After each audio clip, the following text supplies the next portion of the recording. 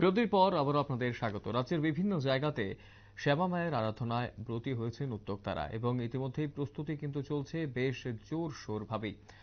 কিন্তু তার পাশাপাশি ২০ বছর পর কালী পুজো করার পরিকল্পনা নিয়েছে মৌচাক ক্লাব। সাংবাদিক সম্মেলন করে তুলে ধরেছেন এই কথাটা ক্লাব কর্মকর্তারা। ২০ বছর ধরে বিভিন্ন কারণে ক্লাব কর্মকর্তারা করেননি কালী পুজো, কিন্তু এবার দীপাবলি এবং কালী পুজোকে কেন্দ্র করে ২০ বছর পর মৌচাক ক্লাব আয়োজন করতে চলেছে কালী পুজোর। এলাকাবাসী এবং তার পাশাপাশি সমগ্র আগরতলাবাসীকে অবশ্যই যাওয়ার জন্য অনুরোধ করেছেন তারা, এবং ২০ বছর পর কালী পুজো করার পরিকল্পনা নিয়েছে মৌচাক ক্লাব। কি বলছেন ক্লাব কর্মকর্তারা এই বিষয়ে শুনবো।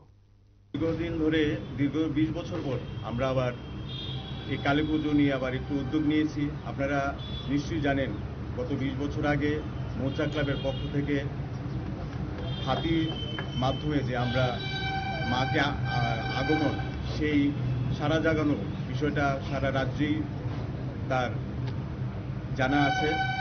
এই বছরও আমরা এই ধরনের একটা অনুষ্ঠান করছি, যদিও আমরা হাতি দিয়ে আনার পারমিশনও আমরা পাইনি। তাছাড়া এবারের যে মণ্ডপসজ্জা রয়েছেন আমাদের অপুদা আশিস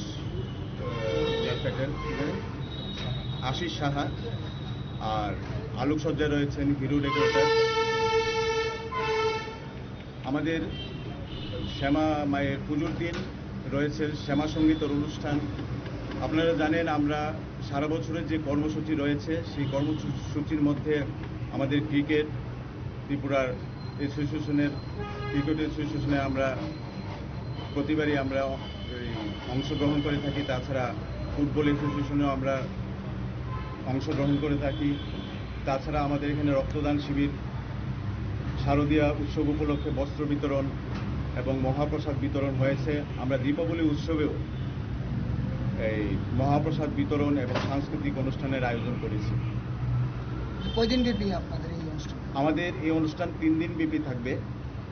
প্রথম দিন আমরা মাকে যে আনবো শোভাযাত্রার মাধ্যমে, সেই শোভাযাত্রায় এলাকাবাসী, তাছাড়া আমাদের ক্লাব সদস্য যারা রয়েছে সকল এলাকাবাসী নিয়ে এবং পাশাপাশি আমাদের স্কুলে, আমাদের মৌচাক ক্লাবে যারা একটা স্কুল রয়েছে, একটি নৃত্য সংস্থা, একটি ছোটদের প্রাথমিক বিভাগের একটি সংস্থা রয়েছে, তার পাশাপাশি স্কুলের একটা আশা সঙ্গীত সংস্থা রয়েছে, সেই সঙ্গীত সংস্থার এবং সবাই মিলে আমরা এই শোভাযাত্রার মাধ্যমে মাকে আমরা এই মণ্ডপে আনব।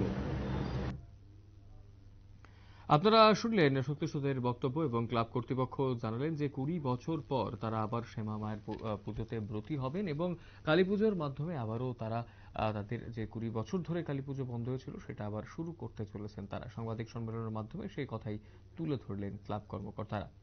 সময় ছোট বিজ্ঞাপন বিরতির, রয়েছে অন্যান্য সংবাদ, সঙ্গে থাকবেন।